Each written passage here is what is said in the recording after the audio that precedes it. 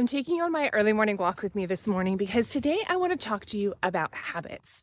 Habits are the things that you do subconsciously every day that either help you or they do not serve you.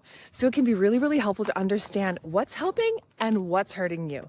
So let's jump into it. My name is Erin Harner, integrative registered dietitian nutritionist and gut health IBS and SIBO coach. So habits are the things that you do every single day that have an impact on your daily life and also on your goals.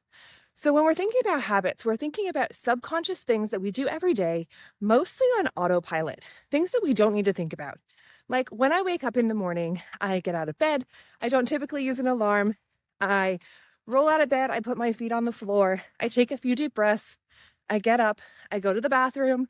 I brush my teeth, and then I go downstairs. Those are the first few things I do in the morning. Now, all of those are pretty neutral or pretty helpful, but there are some things that I discover that are maybe not so helpful. And we can uncover those with something called a habit audit or a habit scorecard. And the first time I came across this was in a coaching program that I did a long time ago. And the second time was a little bit more recently when I read James Clear's book, Atomic Habits. And in Atomic Habits, he talks about the habit scorecard. And I don't love the habit scorecard terminology just because we're not actually scoring it. We're giving it kind of a plus, a minus, or a neutral. So here's the idea. In the morning, when you wake up, write down every single thing you do throughout the day. From the moment you get out of bed until the moment you go to sleep. And you're going to make a big, long list. And after you make that list, what you're going to do is you're going to go through and you're going to score each thing. Is it helpful to help you reach your goals? Is it neutral or equivocal? Maybe yes, maybe no. When I get up in the morning, I go pee. Is that helpful? I don't know. Doesn't really matter, right?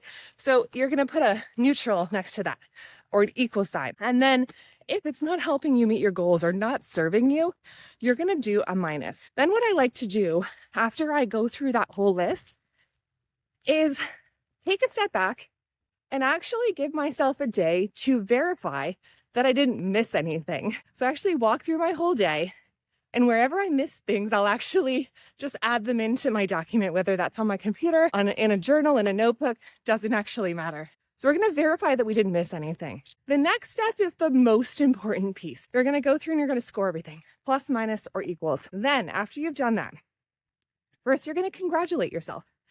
Wow, look at all the things I'm doing well that are helping me reach my goals. That's really, really important. Set yourself up for success. Set yourself up for a positive attitude. Congratulate yourself for all of these things that you do mostly on autopilot that are serving your higher purpose. For example, I'm taking a walk right now, and this is something that's on my habit audit. I wear a weighted vest. I keep it in my car. That's something that serves me. That's positive. So congratulate yourself. What are those habits that you've built that you're like, yes, that's helpful? Great. So that's the first place to start. Then what you're going to do is you're just going to scan your list. And if you notice a lot of minuses, first, give yourself some grace. Okay, we have some things to work on, whether that's improving our gut health, whether that's improving our overall health, whether that's walking more steps or being more productive at work. Whatever those goals are that you have, I want you to keep them in mind. And then you're going to ask yourself this question. If I was to change one thing that it has a negative sign next to it, that would have a significant impact on my health and my goals, what would that thing be? And I want you to just pick one thing, circle it, highlight it in red, whatever you want to do, pick that one thing. And then I want you to think about how you're going to replace that habit. You're not just going to stop doing the habit because it's serving a purpose. It's there for a reason. You're just going to figure out how you can replace the habit. So what that means is, let's say mid-morning, I'm going back for my third cup of coffee. Okay. I don't drink coffee, so this is a terrible example for me, but we'll go with it. So in the morning, I'm going back for my third cup of coffee. And I realize when I'm looking through my habits that, that's interesting. This habit totally isn't serving me. I think it's making my sleep really poor at night because it's too late in the day. So how could you replace that habit? What could you do instead? Could you replace it with an herbal tea?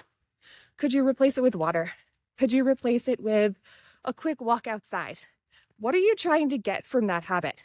Is it you need more energy? Is it that you're bored mid-morning and you need a snack? Is it that you need some connection? Is it that you feel like you need a warm, cozy hug and the coffee and the warmth in your belly is the best way to do it? What is it about that thing that is serving you? What is it that it's giving you? And once you understand what it's giving you, then you can figure out how you're going to replace that habit.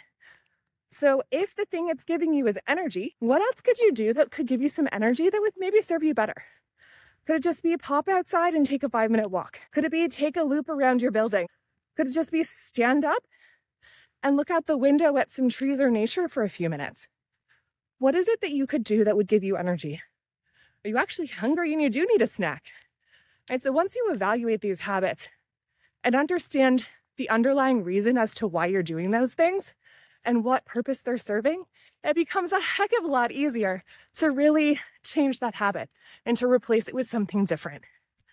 There are so many examples I could give you, but that's all I'm going to share for now. And if you're wanting to do this exercise, I'm going to go to my office in just a second and show you exactly what my habit tracker looks like. So I made it to my office and I wanted to show you the habit document I made. You can do it in a journal with a pen.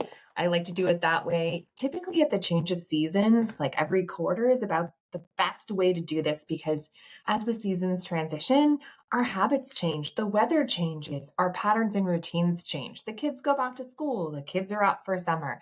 Things change. And as things change, it's really helpful to make the unconscious things you're doing every single day conscious.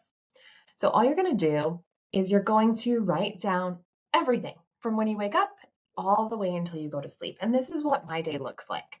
So in the morning, I wake up with no alarm. I get up, I go to the bathroom, typically pee. I brush my teeth. I weigh myself. I take my thyroid meds.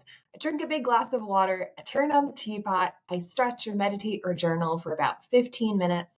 I wake up my kids. I pack kids' lunches. I make a cup of chai tea with almond milk and honey. I make a smoothie with berries and other ingredients like protein powder and creatine and probiotics and fiber. I get kids out the door to school with my husband. I take a walk outside with my weighted vest almost every day if I can. I sit down at my desk to work. I make a list of the 3 most important things I want to get done today, typically on a piece of paper in front of me. You can see the list just keeps going on. Sometime mid-morning, I often wander to the kitchen for a snack. And this is something after I scored all of my habits, I identified as being somewhat problematic. And I asked myself, what is this serving me? I'm typically bored. I'm typically needing a break. I often will go into my kitchen and just look for a snack because I need some stimulation. I need a break. I need some energy. I need some rest. So instead of grabbing a snack, because I'm not actually hungry, I noticed I didn't use the word hunger in there at all. I'm not actually hungry because my smoothie is very filling and I'm usually not actually hungry until lunch, but I'm usually needing a break. So I am working on replacing that habit with going outside and taking a walk for 5 minutes. It's very easy for me to do. I just stick on some shoes and walk out the door. 5 minutes, quick walk, and I come back refreshed and energized and all those things that I was looking for from the snack without having the snack. So do this for yourself. It can make a huge difference. And if you're struggling with your gut health and you're wondering, what habits could I do that will help me move forward? I want you to watch this video where I go through essential habits and how they can support you and your day. Also, if you haven't yet downloaded my quiz, go to the link. In it, you're going to be able to uncover what's keeping you stuck and what your next best steps are in under 3 minutes. I hope you download it. Goodbye, friends. We'll talk to you soon.